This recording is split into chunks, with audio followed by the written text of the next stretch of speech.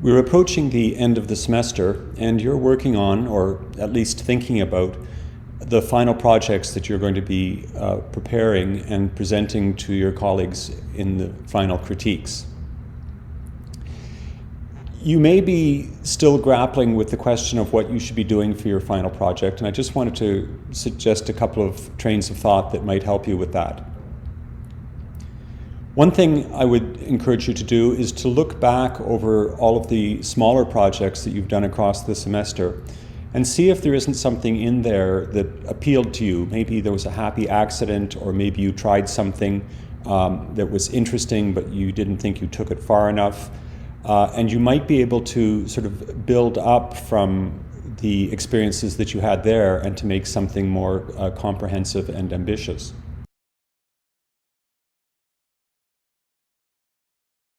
Final projects are typically more expansive than projects that are done as a part of regular ongoing assignments. With ongoing assignments, I'm asking you to consider one small aspect of the art making practice and perhaps a technique or a skill development. But with the final project, we're asking you to really think about yourself as an artist and what motivates you to make art, as well as the technique and craft that's involved. In school, you're often being given a mandate. In school, you're often being assigned work to do, and that you are responding to external pressures and stimuluses. But in the real world, once you leave school, the impetus for being an artist, for getting out of bed in the morning and going to the studio and working and to be generating ideas and transforming those ideas into physical objects or experiences in the world, that whole enterprise needs to be motivated entirely by you, by your willpower, by your interest, by your drive, by your ambition. So with the final project, we intentionally tried to leave the scope of the project very open so that you will have to sort of grapple with the question of why you're an artist, why you want to be an artist, why you want to make work, and why you want to show that work. Now that brings us to an interesting aspect of the final project, and that is that it's going to be presented in a critique. You're going to be showing it to an audience. And this can be very nervous-making, partly because you're in a certain sense being judged by your colleagues, being judged by your teachers, including me. And nobody likes to be judged. That's very unnerving. But at the same time, it's an opportunity for you to share your work, for you to show your work, for your work to get out into the world and to potentially have an impact on a viewer, to transform that viewer's way of thinking about the world or thinking about the work that you've put in front of them. So when you make work in the studio, you're making it in part to satisfy a creative curiosity. You have a certain sort of itch to make, and so you're making the work, and when you finish, you could put it on a shelf in the studio, and that could be the end of it. But that work is only done half of what it's supposed to do in the world. One thing it's supposed to do is satisfy you as a maker, but the other thing it's supposed to do is supposed to communicate with a viewer. So it's very important that you push your work out into the world and that you allow it to have the impact that it's meant to have. That impact is not something you're always going to be able to predict. You will typically make the work wanting it to do one thing, but once it's released out into the world, the work, has its own relationship with the viewer, and the viewer has their own relationship with the work, and you are not part of that relationship. So viewers are going to interpret, reinterpret, misinterpret your work over and over again, and you're going to have to just get used to that.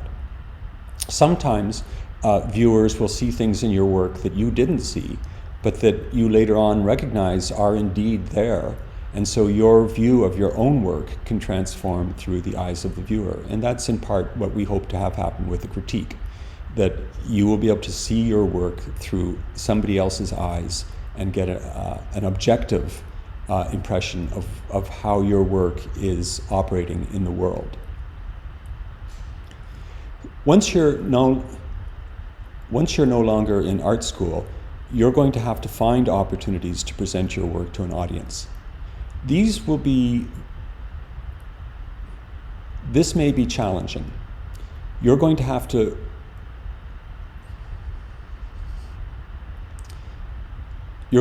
do research and follow up and take initiative and talk to people and promote and sell your work in order for it to get out and be exhibited and have an effect in the world.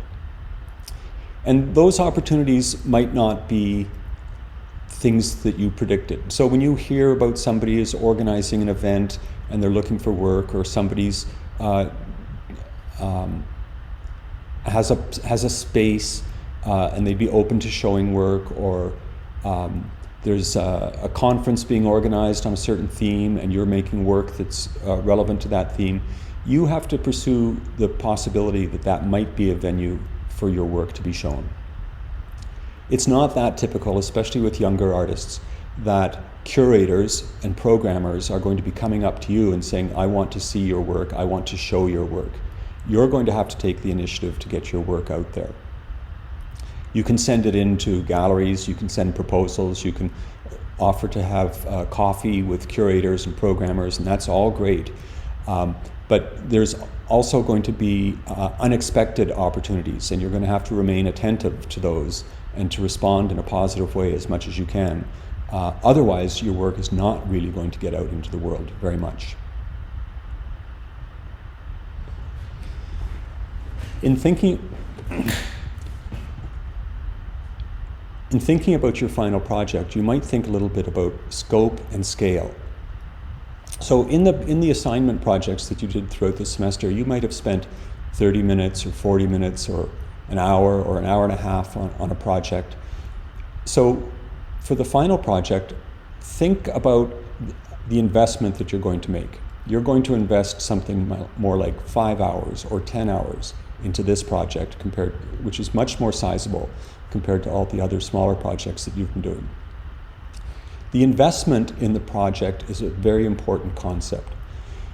You're going to have to invest, as you proceed with your art career, you're going to have to invest more and more heavily.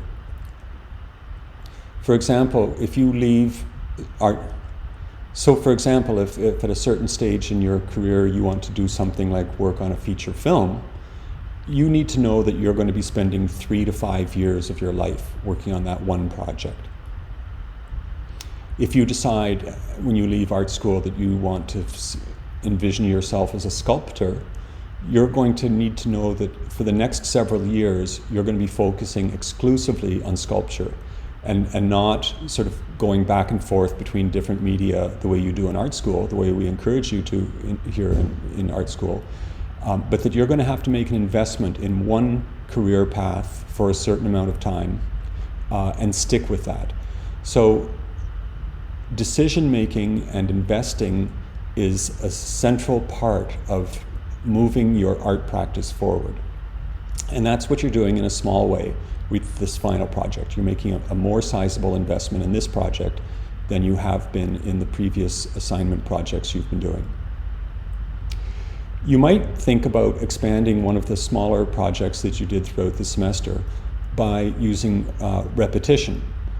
So if you created something that you thought was interesting, but that you didn't think was totally fulfilled, you might go back and say, okay, I made this one thing and I liked the way it worked, and so now I'm going to make 5 more like that, or that address similar themes or techniques. This is very useful for a viewer. When you make one thing and I look at it, I'm not always entirely sure what I'm looking at, what part of what I'm looking at is intentional and what part is accidental. So if you show me a charcoal drawing on paper and it's on a piece of paper that's been torn out of a notebook and the edge of the paper is ragged from the tearing and there's some smudge marks on the paper, I don't know, I can't tell by looking at that one artifact if those smudge marks are intentional, or if the tear down the edge is part of the artwork, or if that's just an accidental occurrence. But then if you show me 5 drawings or 10 drawings and all of them have a tear down the left edge from the notebook and all of them have smudge marks, then I realize, oh, this is part of your process. This is part of what you've decided to include in your art making. And I look at that, and I look at those elements a little bit differently. I see them as being intentional and not accidental. And again, I can see themes emerging. So if you show me an ambiguous work and then you show me another ambiguous work and another ambiguous work, after I've seen 4 or 5, I can start to see the themes that string them together, and I go, now they're not so ambiguous. I realize that they're all connected by something, some thematic commonality. So working in series is one way to sort of scale up your project from something that you did earlier in the semester. Working purely in scale is another way. So if you made something this big during the semester, maybe you want to make something this big for the final project. When things move beyond the scale of what you can hold in front of you to something that occupies its own space within a room, it transforms. It transforms its relationship to the viewer. The viewer's relationship transforms. We look at things which are smaller than us as something that which we dominate and which we could own or possess or control. We look at things that are the same size as us or larger as something that we have more of an equal relationship with. So you might want to explore scale as a way of moving your projects up in importance in the viewer's perception. If you're struggling with an idea for a project, one thing you might want to do is try an exercise in limitation or restriction. If you say to yourself, I'm going to, even before I know what I'm going to do, I'm going to put a restriction on myself for this project. So you might say, I'm going to do a drawing, that my project is going to be a drawing or a series of drawings. Well, now you've already eliminated sculpture, video, performance. All of those things are off the table. So when you make that one restrictive decision at the beginning, what you're actually doing is liberating yourself from having to consider alternatives. You've now incredibly shrunken the area of focus, and now you can just start to think about ideas and strategies that will work within this much more reduced domain.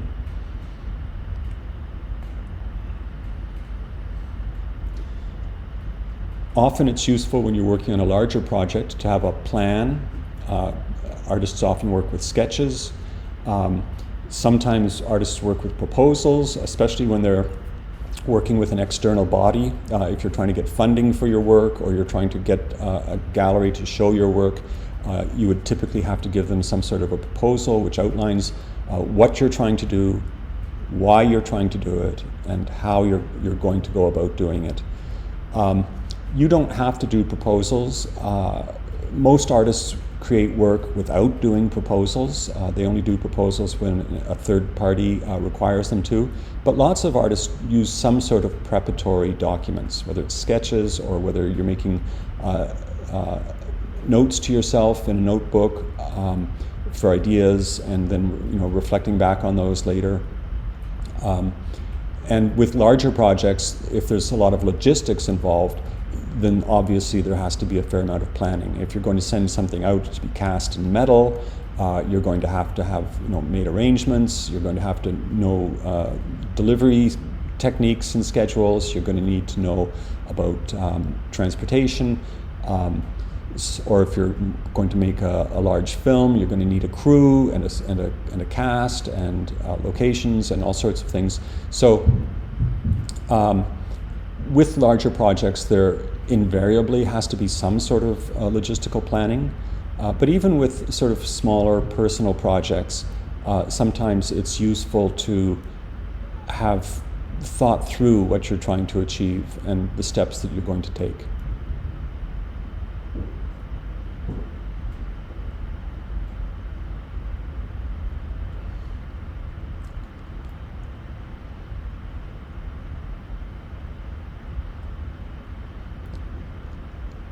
With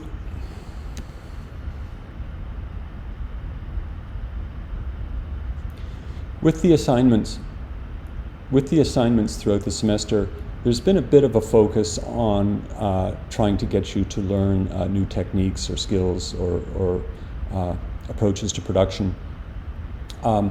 With the final project, I think you should consider that there's a shift in the emphasis, that it's not so important to demonstrate technique or skill as to demonstrate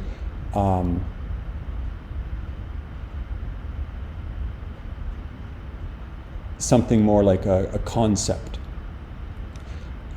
So a concept could be something that's intellectual, or it could be something that's emotional, more of a feeling. It could be something personal. It could be something social. You might think about something like the environment as a social issue that might be part of your concept.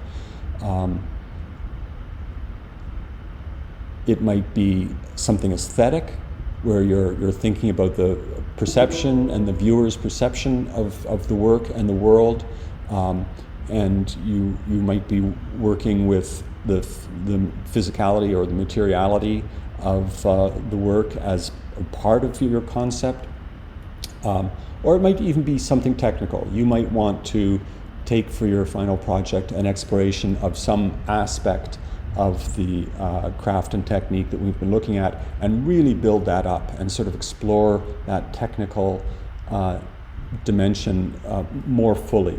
So all of these are legitimate approaches to working on a final project, but I would like to stress that if you're at all in doubt, you should really steer towards trying to keep it simple. Don't think that because it's a final project and it's a larger project that it therefore has to be complicated. If you're doing something personal and it's sincere and authentic, and you convey that sincerity directly and simply with very minimal materials, that's perfectly legitimate. So don't feel.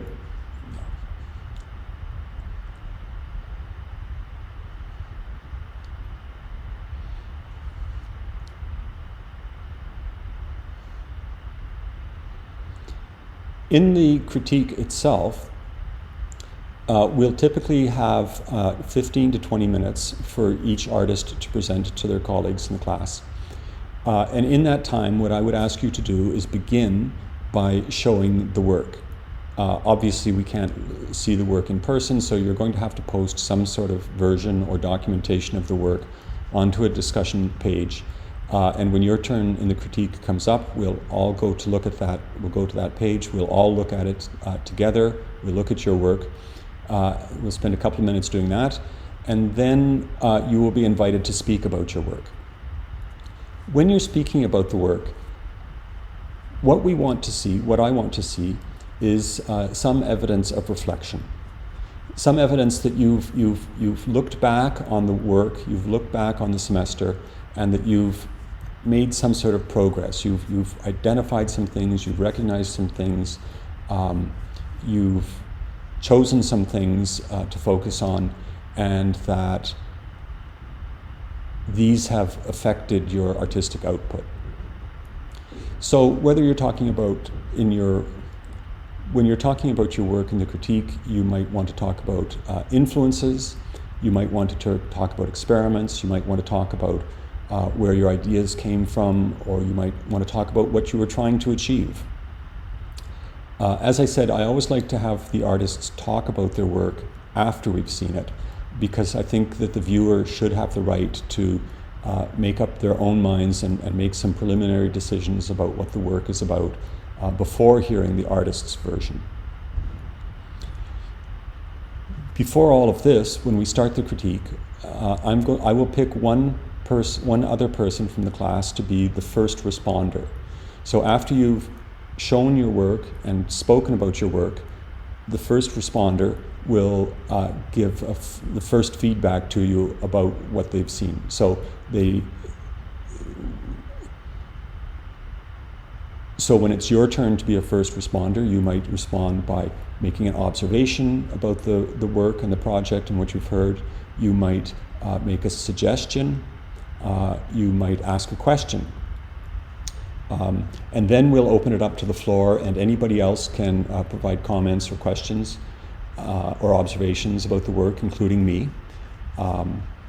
And you will be able to respond, and this will be in the form of a conversation about you and your work. So it's a great conversation.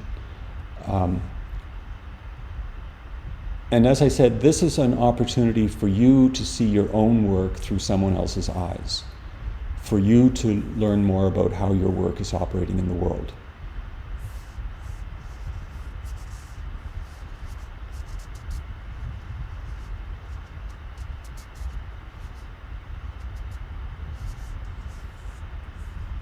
I'm really looking forward to seeing your work, your final work for the semester, coming up in the next weeks. I think it's really going to be exciting. I'm sure you're all a little bit nervous, but I hope you're excited as well. And I'm sure you're all a little bit nervous, but I hope you're excited as well.